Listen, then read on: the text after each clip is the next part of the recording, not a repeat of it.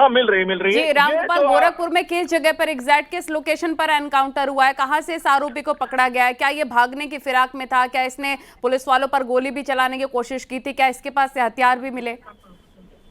बिल्कुल, ये जो आरोपी है, जिस थाना क्षेत्र में ये घटना हुई थी, उसी थाना क्षेत्र में जो है इसका ये इनकाउंटर हुआ है। और ये जंगल का, चूंकि वो पूरा इलाका था, तो उसी जंगल के इलाके में इनकाउंटर हुआ। और पिपराइच पुलिस की टीम ने ही इस घटना को अंजाम दिया है। और जल्द से जल्द जो है पुलिस के ऊपर दबाव था कि इन आरोपियों को गिरफ्तार किया जाए, इन आरोपियों को सलाखों के पीछे पहुंचाया जाए। तो उस कड़ी में यहाँ पे ये कार्रवाई हुई है। और उसी कड़ी में ये गिरफ्तारी हुई है। तो अब कुल मिला के ये है कि अब जो पुलिस के ऊपर अभी तक ये दबाव था कि हर हाल में गिरफ्तारी हो जानी चाहिए, हर हाल में इनको पकड़ा जाना है, तो वो उन्होंने कहा कि हाँ, हम 4 को पकड़ लिए हैं, 2 जो हैं वो फरार हैं, उनको भी गिरफ्तारी हो जाएगी। क्योंकि अभी जो डिटेल है वो डिटेल आने में थोड़ा सा वक्त लगेगा और उसकी प्रतीक्षा है कि डिटेल मैं रामगोपाल हम लोगों को आपसे जल्द से जानना जल्द मिल चाहूंगी, जाए। अगर आपने वो तस्वीर देखी हो कि जहां पर एनकाउंटर हुआ है, आरोपी को पकड़ा गया है, वो कौन सा इलाके का जंगल है? कहां भागने की फिराक में था ये आरोपी? उसकी बाइक भी मिल गई है जहां पर ये बाइक के थ्रू जा रहा था। क्योंकि ये जो पिपराइच का इलाका है, ये जंगलों से घिरा हुआ पूरा इलाका है, आधा क्षेत्र जंगलों से घिरा है। और वो जो है जंगलों के कारण वो वहां से निकल सकते हैं। वो अगर वो सीधे निकलते तो वो नेपाल की तरफ भी अंदर अंदर जा सकते थे। लेकिन उनका जो सुरक्षित ठिकाना होता है वो कुशीनगर बॉर्डर, वहां से जहां पे एनकाउंटर हुआ, वहां से जो कुशीनगर जिला है वो कुछ ही किलोमीटर पे है, 10-12-15 किलोमीटर है। वहां से वो कुशीनगर होते हुए फिर नारायणी नदी का किनारा पकड़ के सीधे बिहार के गोपालगंज में भी प्रवेश कर सकते थे, नदी क्रॉस करके चले जाते। तो इन का एक जो अंदर अंदर रूट है, उस रूट से ये निकल सकते थे।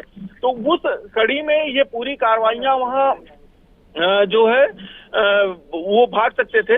पुलिस ने इसी कारण जो नाकेबंदी की थी, इनका पूरा फोकस ये था कि हम जो नारायणी नदी का किनारा है या कुशीनगर के बाद जो बिहार में प्रवेश का है, उसको सबसे पहले उन्होंने सीज किया। और वहां से सीज करने के बाद जब एडीजी लॉ ऑर्डर के साथ एक बैठक होती है, फिर उसमें खुद एडीजी सक्रिय होते हैं, तो वो सारी चीजें फिर सामने आती हैं। और तब जाके ये जो घटना होती है, पुलिस इनको घेरती है। घेरने के बाद जब पुलिस पे फायरिंग करता है तो उस पे पुलिस को उसको गोली लगती है। ये जो पूरा इलाका है, वहां से सबसे नजदीक इनके लिए ये था कि ये बिहार के गोपालगंज आसानी से भाग सकते थे। लेकिन पुलिस ने चूंकि इनको घेर लिया था, तो और ये भाग वहां से नहीं पाए हैं। अब पुलिस के पास चूंकि ये अभी चारों हैं, तो इनके कारण सबसे बड़ी बात यह है कि अब चारों के पकड़े जाने के बाद स्थिति ये है कि अब ये जो गैंग लंबे समय से सक्रिय है। पुलिस की मुठभेड़ में एक आध मारे जाते हैं, पकड़े जाते हैं, तो कुछ दिन शांत होते रहते हैं, उसके बाद फिर इस तरीके की कार्रवाई, घटना को अंजाम देते हैं। तो अब पुलिस के पास एक बड़ा हथियार है कि ये लोग अब बताएंगे अपने पूरे गैंग के बारे में। कम से कम पुलिस उन रूट के बारे में पता पा जाएगी कि किस रूट से ये लोग भागते हैं, क्योंकि मेन रोड का तो ये इस्तेमाल नहीं करते हैं। जो अन्य रूट हैं, उन रूट के बारे में भी पुलिस को पता चल पाएगा, तो जिसके बाद जो है वो एक्शन हो सकेगा। जी तो रामगोपाल, क्या जो 2 लोग फरार हैं आरोपी अभी भी, वो क्या हो सकता है इसी रास्ते से फरार हो गए हों? क्योंकि उन्हें तो पूरी रेकी की हुई थी, पहले से ही पता था। और यहाँ पर क्या पहले से पुलिस की तैनाती थी? उन 2 आरोपियों के बारे में कैसे पता लगाया जाएगा?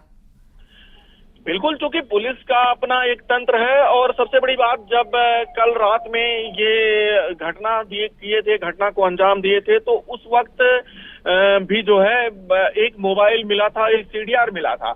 और उस सीडीआर के आधार पे जो है बाकायदा पूछताछ हुई। पुलिस ने एक एक कड़ी जोड़ा होगा, एसटीएफ चूंकि इसमें लगी थी, एक एक कड़ी जोड़ी गई। और उस कड़ी जोड़ने के कड़ी में ही ये पूरे घटनाक्रम जो है उसका खुलासा किया गया, उसमें पकड़ा गया कि कौन कौन से अपराधी। पुलिस घटना के कुछ घंटों बाद ही ये क्लियर हो गई थी कि इसमें कौन कौन से अपराधी शामिल हैं, कौन कौन क्या कर रहा है। तो ये पूरा घटनाक्रम इसी कड़ी में था और उसी में जो है पुलिस उनका पीछा कर रही थी, लगातार पीछा कर रही थी और उसी में ये जो है घेरे गए। और जब घेरने के बाद पुलिस ने ललकारा तो पुलिस के ऊपर जब फायरिंग होती है तो पुलिस भी अपनी तरफ से गोली चलाती है, जिसमें एक अपराधी को लगता है और दो को वो पकड़ लेती है। दो फरार हो जाते हैं।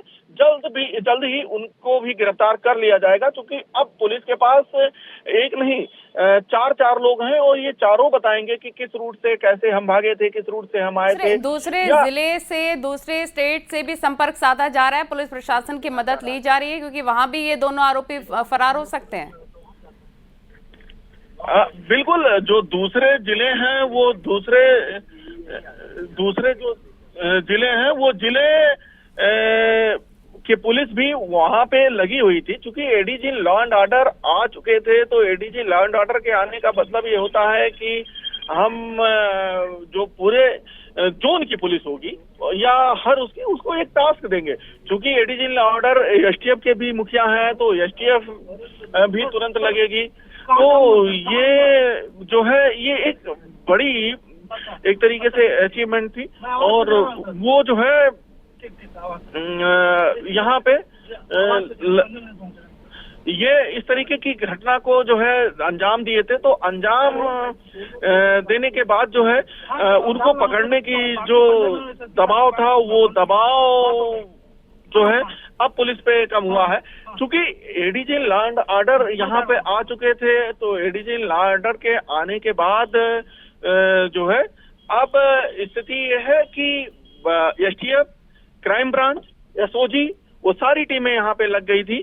तो उसका ये रहा कि अब गिरफ्तारी जो है जल्द से जल्द हो जाएगी और ये लोग जो है सलाखों के पीछे होंगे। तो इस तरीके से एक बड़ा अचीवमेंट जो है पुलिस को मिला है।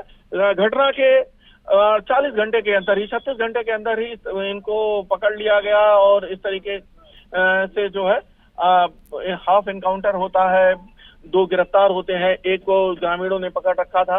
तो अब ये है कि जो पुलिस अलग अलग जिलों में अपने क्षेत्र अपने उसकी बात करती थी, अब कम से कम पुलिस जो है क्षेत्र की बात नहीं करेगी। अब पुलिस जो है बात करेगी कि हम एक हैं और एक होके काम करेंगे, एक यूनिट के रूप में काम करेगी। जिले और क्षेत्र की बात नहीं होगी, थाने की बात नहीं होगी, सीमा की बात नहीं होगी।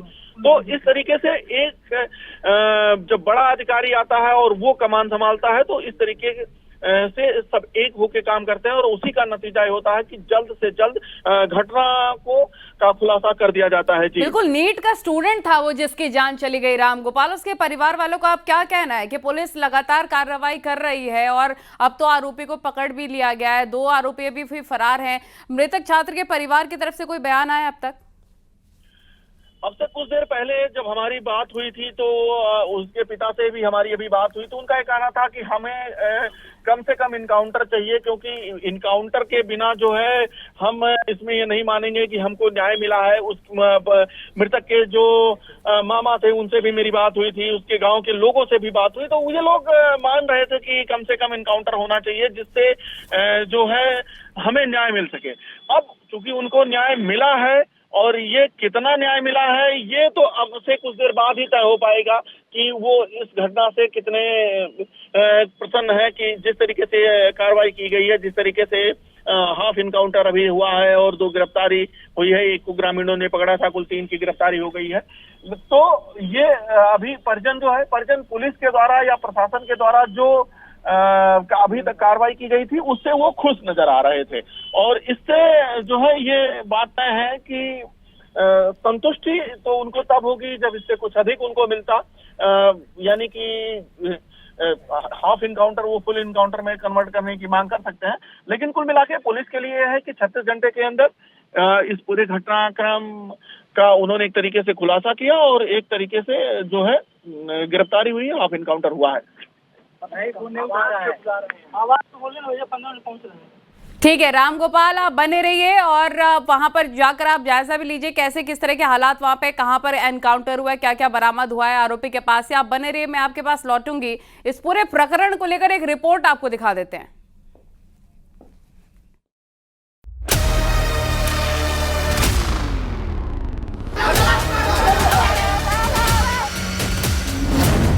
गोरखपुर में नीट छात्र की हत्या मामले में बड़ी कार्रवाई। लापरवाही के आरोप में एसएसपी ने पूरी पुलिस चौकी को किया सस्पेंड।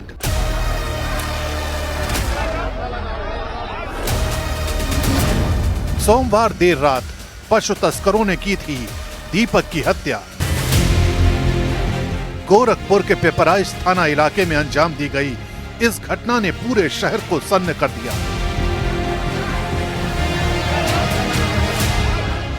नीट की तैयारी कर रहे 19 साल के छात्र दीपक की हत्या कर दी गई। आरोप है कि गांव में चोरी करने आए पशु तस्करों को जब दीपक ने रोकने की कोशिश की तो उन्होंने उस पर जानलेवा हमला कर दिया। छात्र की मौत के बाद गांव में आक्रोश फैल गया। परिजनों और ग्रामीणों ने सड़क पर उतरकर हंगामा किया और पुलिस प्रशासन पर गंभीर लापरवाही के आरोप लगाए। बढ़ते विरोध को देखते हुए एसएसपी राजकरण नैयर ने तुरंत बड़ी कार्रवाई की और चौकी की पूरी टीम को सस्पेंड कर दिया। गांव में 2 पिकअप वैन से कुछ पशु तस्कर आए थे जिनका पीछा करने के क्रम में गांव वालों के द्वारा उनको भगाया गया, जिनमें से एक वैन जो है वहीं पे फंस गई थी, दूसरी वैन जो चली गई थी उसी में गांव का एक लड़का भी इनको भी साथ ले गए थे जिसका नाम दीपक गुप्ता है। हमें सूचना मिली कि वहाँ से लगभग 6-7 किलोमीटर दूर सड़क पर एक व्यक्ति का शव मिला जिसके सर पे पीछे चोट लगी हुई है, तो उसके क्रम में तत्काल बॉडी को हॉस्पिटल भिजवाया गया। वीडियोग्राफी में बॉडी का पीएम करवाया गया। पीएम में मृत्यु का कारण coma due to antemortem head injury आया हुआ। उपरोक्त प्रकरण में परिवार से प्राप्त तहरीर पर सुसंगत धाराओं में मुकदमा पंजीकृत करते हुए हमारे द्वारा 5 टीमों का गठन किया गया। सभी टीमों द्वारा जो भी अभियुक्त हैं उनको चिन्हित करके उनके खिलाफ कार्रवाई करने के लिए सब टीम निकली हुई है। एसएसपी के मुताबिक आरोपी पशु तस्करों को पकड़ने के लिए पुलिस की 5 टीमें गठित की गई हैं, जो अलग अलग इलाकों में दबिश दे रही हैं।